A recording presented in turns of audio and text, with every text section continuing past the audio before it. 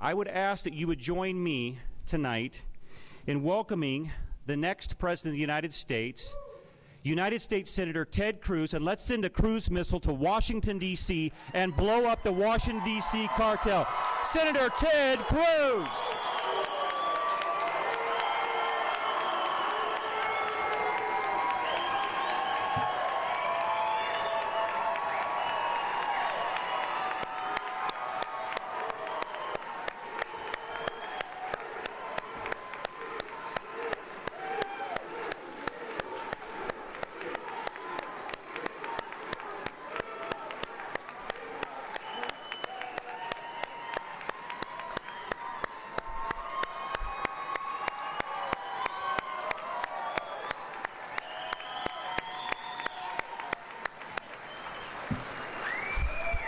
Welcome.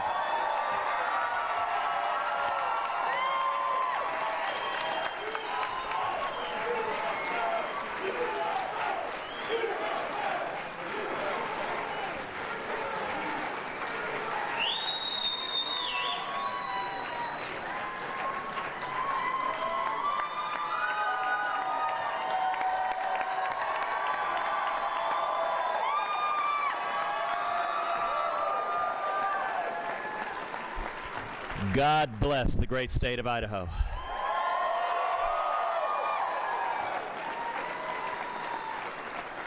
Brent, thank you so much for the kind and generous introduction. Ron, thank you so much for chairing our team here. Thank you to all of our terrific leaders who came out. Thank you, everyone, for coming out and joining us.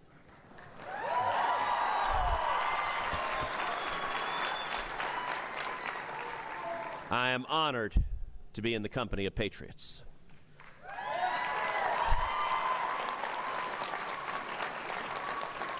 Today has been a very good day.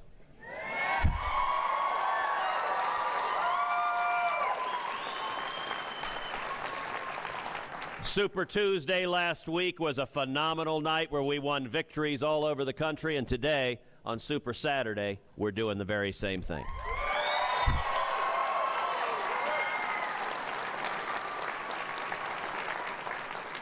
The results are in now, and we have won resoundingly the state of Kansas.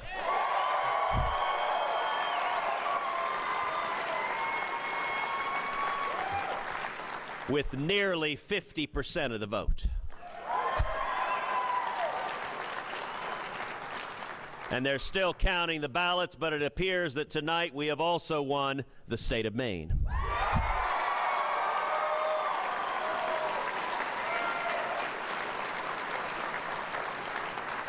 What we are seeing happening every day is we're seeing Republicans coming together. We're seeing conservatives coming together. We're seeing libertarians coming together. We're seeing all of us unite and stand together in defense of freedom and in defense of the Constitution.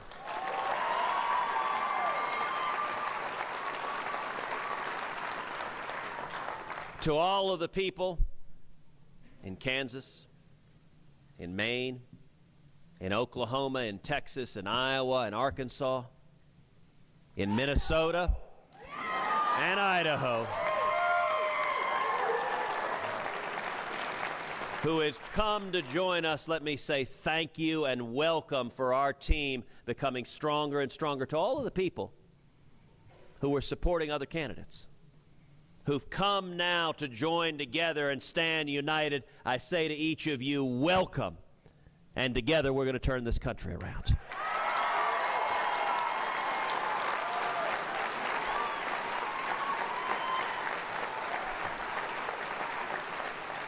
All of us understand our nation's in crisis. We're bankrupting our kids and grandkids. Our constitutional rights are under assault each and every day. And America has receded from leadership in the world. And yet I want to tell you, people are waking up powerfully all across Idaho and all across this nation. People are waking up, and help is on the way.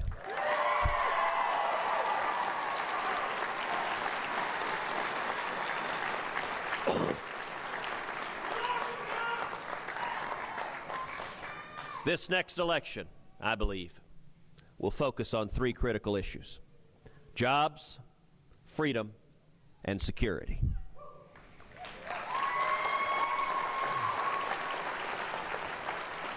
Let's start with jobs.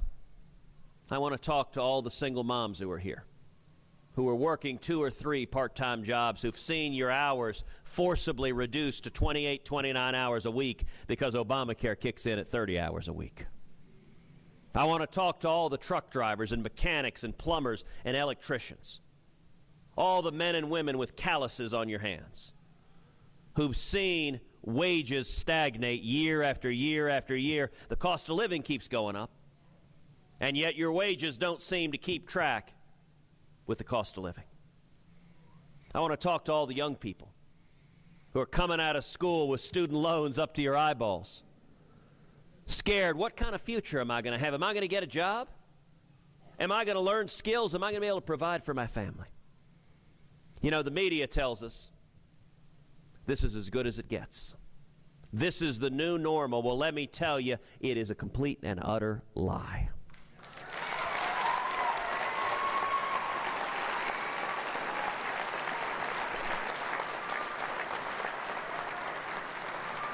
It's easy to talk about making America great again.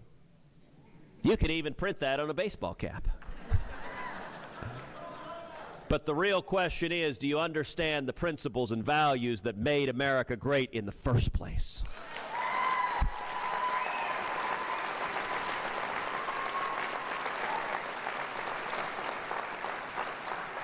The heart of our economy is not in Washington, D.C. It's not in New York City. The heart of our economy is small businesses all over this country.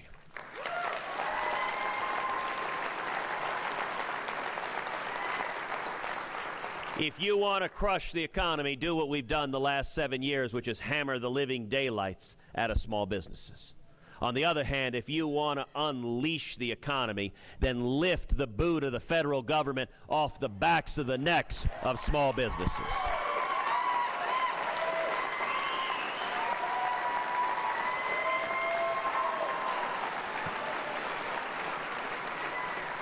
If I'm elected president, we will repeal every word of Obamacare.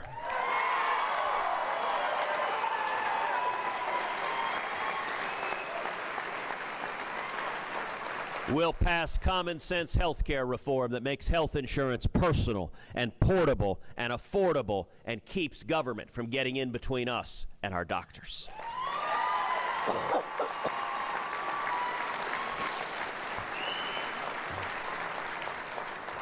And we will pass a simple flat tax.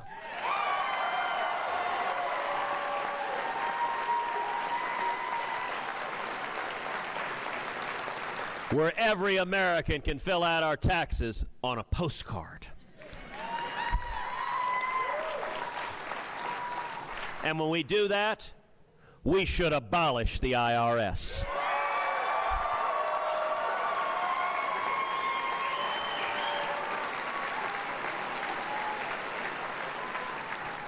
We're going to rein in the EPA.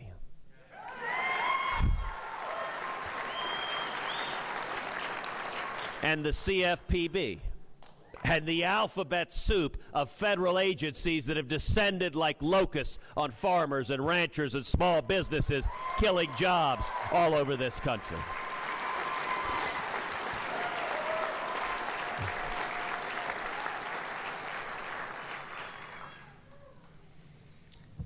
And we are going to stop amnesty, secure the borders, and end sanctuary cities.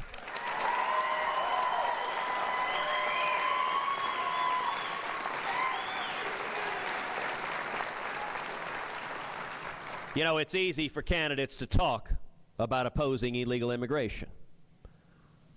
But if you funded the Gang of Eight, if you wrote checks to 5 of the 8 members of the Gang of Eight pushing for amnesty, you don't get to pretend that you oppose amnesty and want to secure the borders.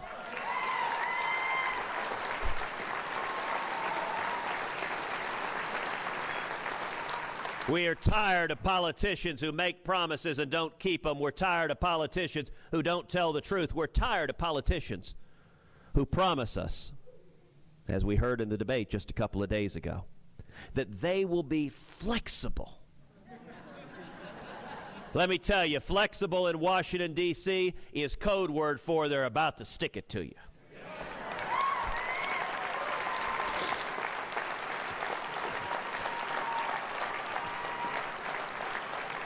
Because somehow flexible always means giving in to Wall Street, giving in to the special interests, giving in to the big corporations, and it always means that the working men and women of this country get the short end of the stick.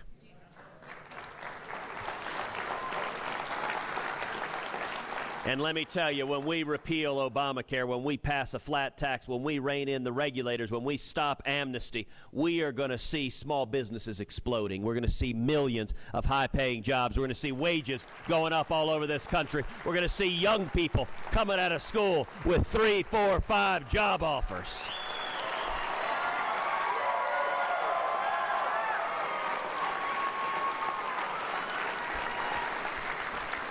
We will see mourning in America once again.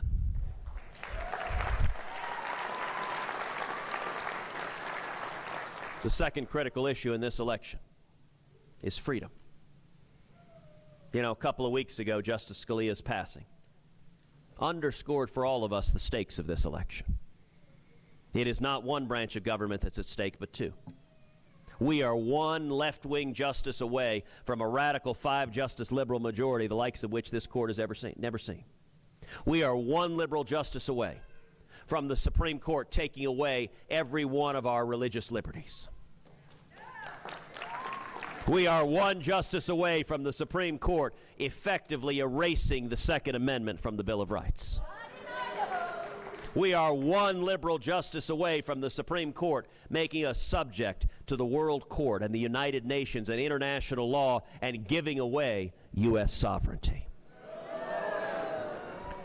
Now, you know, at the debate last week, Donald Trump turned to me when he was asked about the Supreme Court and religious liberty. He said, "Ted, I've known a lot more politicians than you have." Well, you know what? In that, he's right. He's been supporting left-wing Democratic politicians for 4 decades. And he said when it comes to the Supreme Court, when it comes to religious liberty, he said, "Ted, you got to be prepared to compromise. You got to be prepared to cut a deal with the Democrats. You got to be prepared to find a middle ground." Well, let me be very, very clear to the men and women of Idaho. I will not compromise away your religious liberty.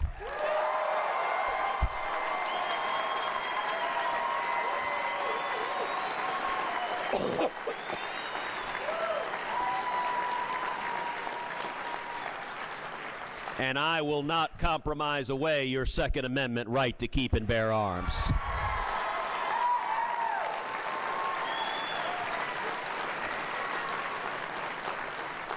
You have my solemn commitment that every justice I put on the Supreme Court will be a principled constitutionalist, faithful to the law, who will ferociously defend the Bill of Rights for your children and for mine.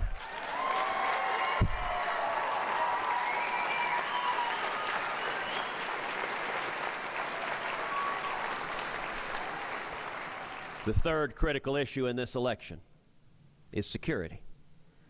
For 7 years, we've seen a president who abandons and alienates our allies and who shows weakness and appeasement to our enemies.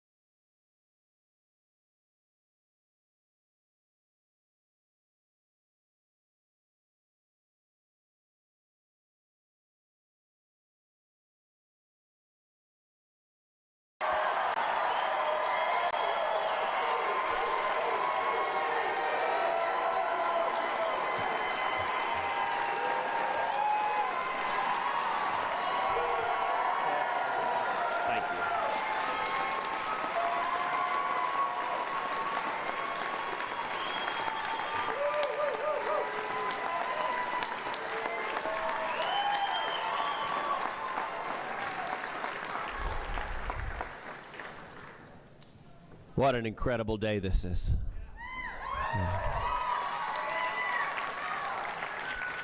We are going to do the exact same thing as Ronald Reagan and defeat radical Islamic terrorism.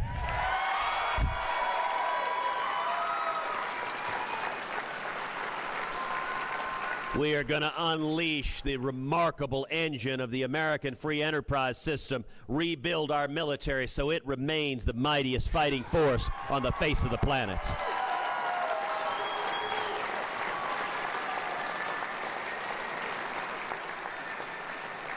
And no longer will our military be governed by political correctness.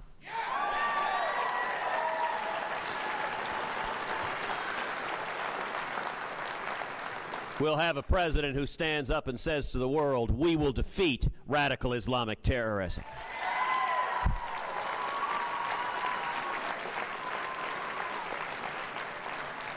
We'll have a president willing to utter the words, radical Islamic terrorism.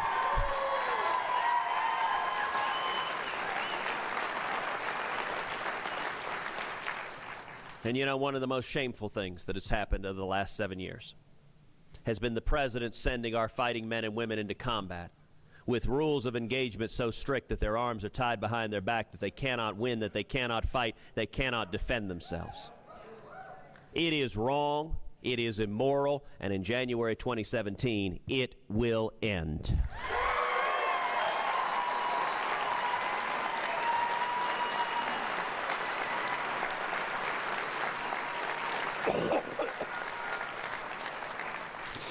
America has always been reluctant to use military force. We are slow to anger. But if and when military force is required, we should use overwhelming force, kill the enemy, and then get the heck out.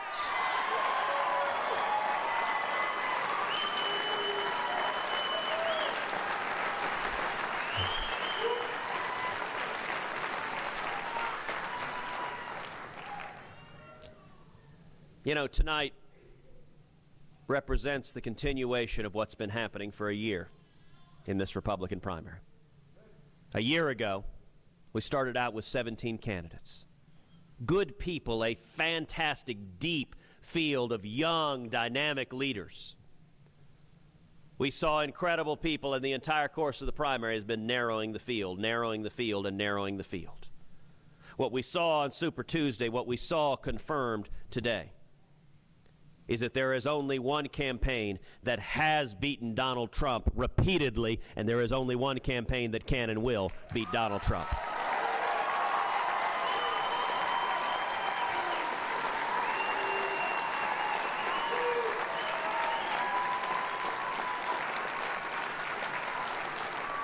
So if you're one of the 65 to 70% of Republicans who recognize that Donald Trump is not the best candidate to go head-to-head with Hillary Clinton, that if Donald is our nominee, in all likelihood we lose, Hillary becomes president, we lose the Supreme Court for a generation, and we lose the Bill of Rights. You're not going to need to, because we're going to win the nomination.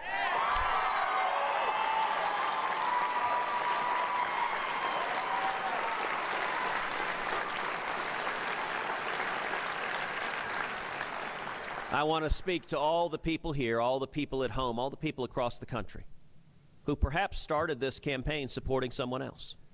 Perhaps you started supporting Jeb Bush or Chris Christie. Perhaps you started supporting Rick Santorum or Mike Huckabee or Carly Fiorina or Dr. Ben Carson or Rand Paul. All good, honorable, decent people. Perhaps right now you're still considering supporting Marco Rubio or John Kasich, good, honorable, decent people.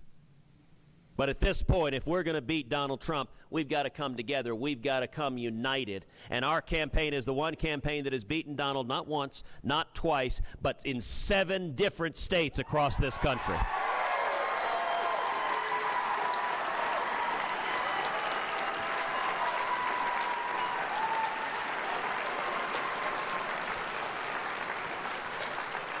So if you have supported someone else, we welcome you to our team. For those who came today and voted in Kansas, voted in Maine, who had been supporting others, Thank you for joining our team. For those in Idaho, when you vote in Idaho, we're going to have a fantastic election day here in Idaho.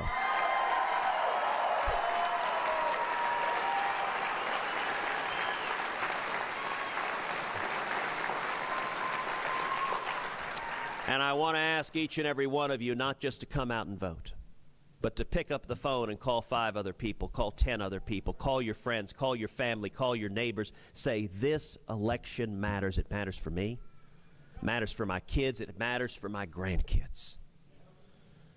If everyone in this room gets 10 other people to show up and vote, the men and women in this room can quite literally control the outcome of the election here in Idaho.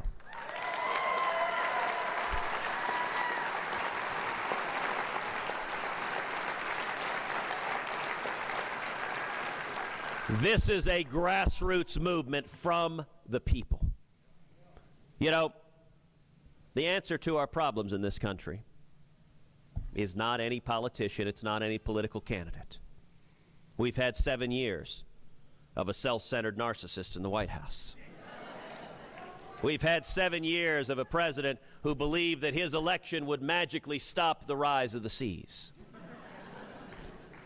And it's not going to be any politician, it's not going to be Barack Obama or Hillary Clinton, it's not going to be Donald Trump or me that turns this country around. The only force powerful enough to do it is we, the people, the American people. It's not about us, it's about you and your future and our future together.